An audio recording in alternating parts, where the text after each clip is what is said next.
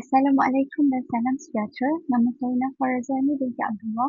Nombor matrik E195514. Dan hari ini saya akan membentangkan kajian saya yang bertajuk kajian tentang kesedaran mengenai prinsip utilitarianisme dalam keputusan etika pengguna dalam kalangan pelajar Universiti Kebangsaan Malaysia.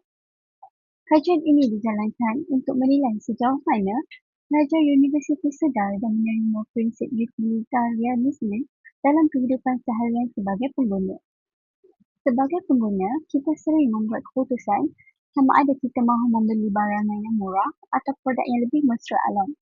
Dalam konteks falsafah moral, prinsip utilitarianisme menekankan bahawa sesuatu tindakan adalah baik jika membawa manfaat kepada sebanyak mungkin orang. Pelajar institusi pengajian tinggi memainkan peranan yang sangat penting sebagai bakal pembuat keputusan dalam masyarakat. Justru, penting untuk kita memahami tahap kesedaran mereka terhadap prinsip moral ini. Terdapat 3 objektif utama dalam kajian ini. Yang pertama, menilai tahap kesedaran pelajar terhadap prinsip utilitarianisme. Yang kedua, mengenal pasti faktor-faktor yang mempengaruhi pemahaman dan penerimaan prinsip ini. Dan yang terakhir, mengkaji hubungan antara tahap kesedaran dan penerimaan prinsip tersebut. Kajian ini berbentuk kuantitatif dan menggunakan kaedah soal selidik seperti Google Form. Seramai 92 orang pelajar Universiti Kebangsaan Malaysia atau dikenali sebagai UKM terlibat dalam kajian ini. Instrumen kajian terdiri daripada 3 bahagian. Bahagian A untuk maklumat demografi, bahagian B untuk tahap kesedaran dan bahagian C untuk faktor-faktor yang mempengaruhi penerimaan prinsip utilitarianisme. Data dianalisis menggunakan perisian SPSS melalui analisis perspektif dan korelasi. Bagi objektif pertama, saya dapati bahawa pelajar menunjukkan tahap kesedaran yang tinggi. Nilai min bagi kesemua item bahagian B adalah antara 3.90 hingga 4.40. Item tertinggi adalah saya percaya penting mempertimbangkan kesan pembelian terhadap masyarakat dan alam sekitar dengan min 4.40. Ini menunjukkan bahawa pelajar universiti cenderung untuk mempertimbangkan kesan sosial dan etika dalam pembelian.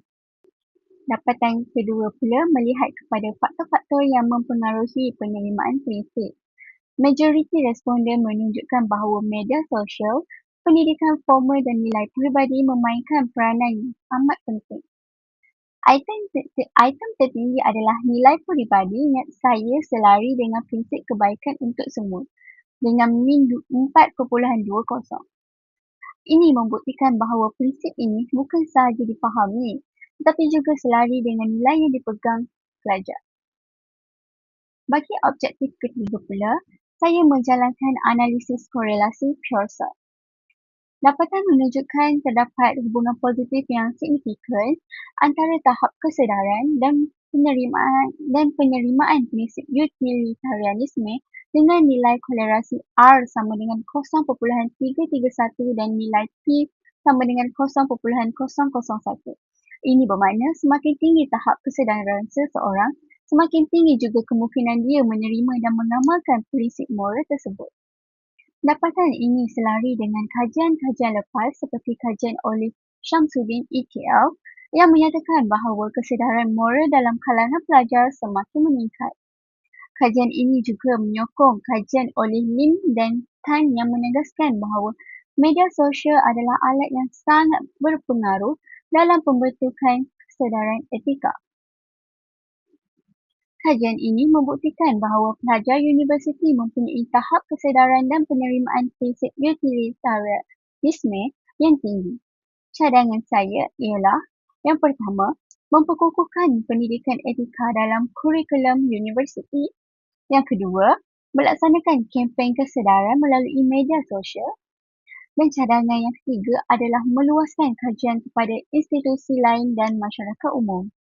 Sebagai penutup, saya ingin tekankan bahawa kesedaran dan etika pengguna adalah sangat penting dalam membina masyarakat yang lebih bertanggungjawab.